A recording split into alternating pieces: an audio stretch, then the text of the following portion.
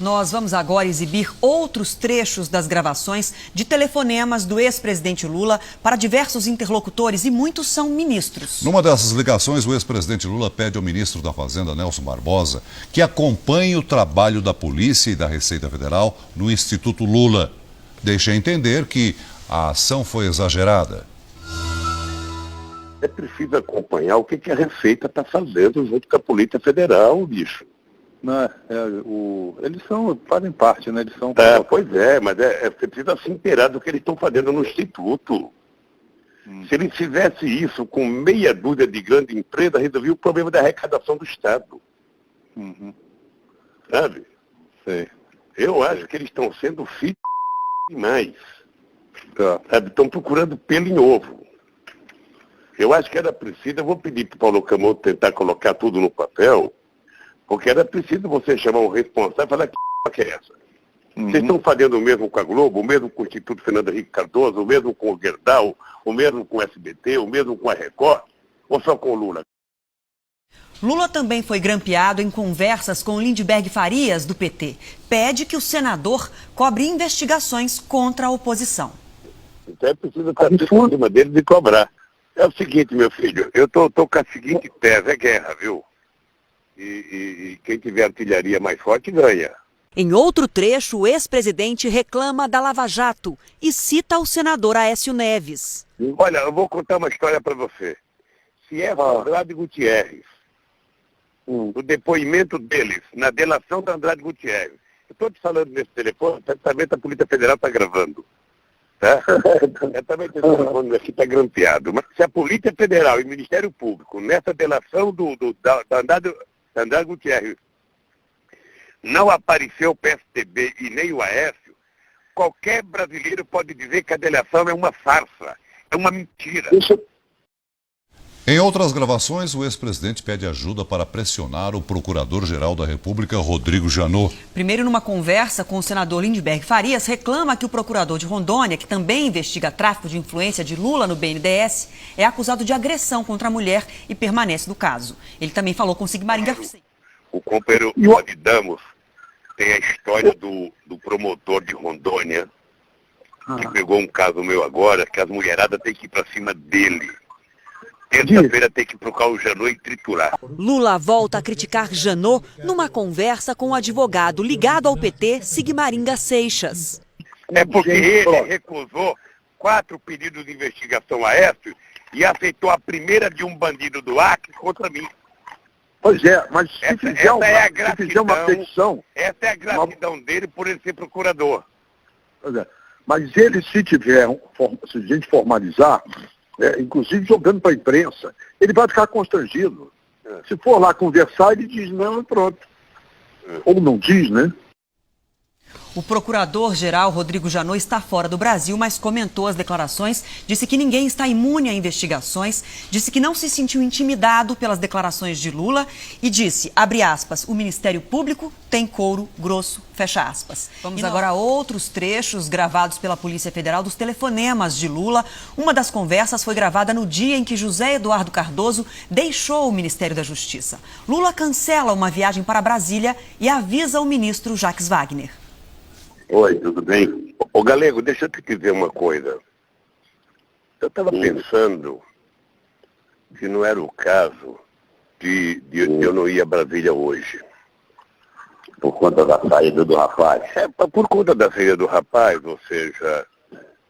Isso ela se preocupou ontem, depois vão dizer que ele só veio aqui para comemorar o botar fora. É isso, então eu acho que era melhor eu não ir.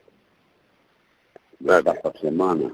Deixar para semana, porque você veja, o Globo já tem editorial que era importante alguém responder.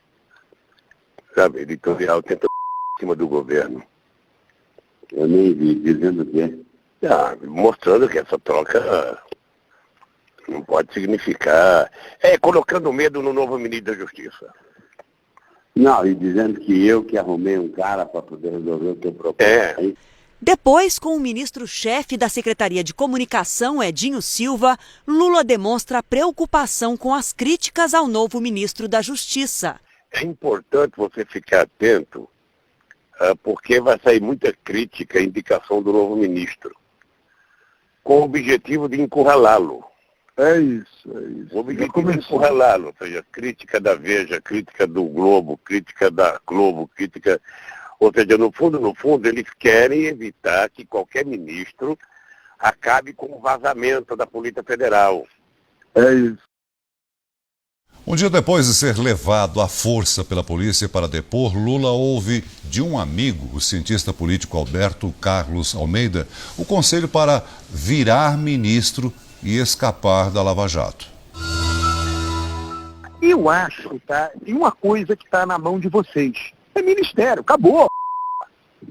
Sabe, eu acho que a vacilação da parte de vocês, estou falando genericamente, de um modo geral, tá? É uma guerra política, uma disputa política, um cara lá, juiz, etc., mas é um tucano, na verdade. Vai que esse cara é maluco e ousado o suficiente para tomar uma decisão nessa direção.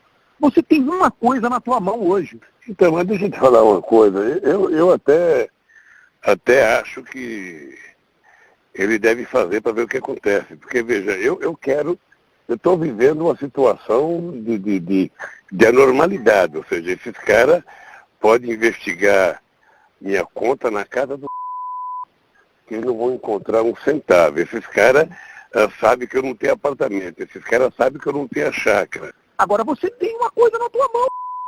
Você, o PT, a Dilma, faz isso. Você vai ter porrada, vão criticar. É daí, né? Numa boa. Aí você resolve um outro problema. Entendeu? Que é o problema da governabilidade. Você e Dilma, um depende do outro. Exatamente no dia em que foi levado para depor na Polícia Federal, em São Paulo, Lula recebeu um telefonema de apoio da presidente Dilma Rousseff. Reclama do espetáculo e considera exagero as decisões tomadas em Curitiba.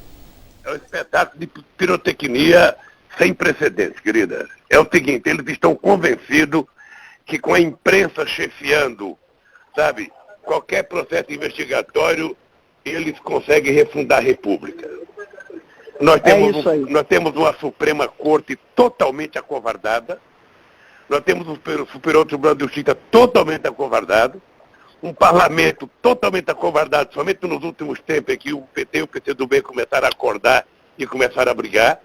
Nós temos um presidente da Câmara, um presidente do Senado, não sei quantos parlamentares ameaçados, sabe? E fica todo mundo no compasso de que vai acontecer um milagre e vai todo mundo se salvar. Eu sinceramente, estou assustado com a República de Curitiba. Porque a partir de um juiz da primeira instância, tudo pode acontecer nesse país. O juiz Celso de Mello, do Supremo Tribunal Federal, respondeu às declarações do ex-presidente Lula.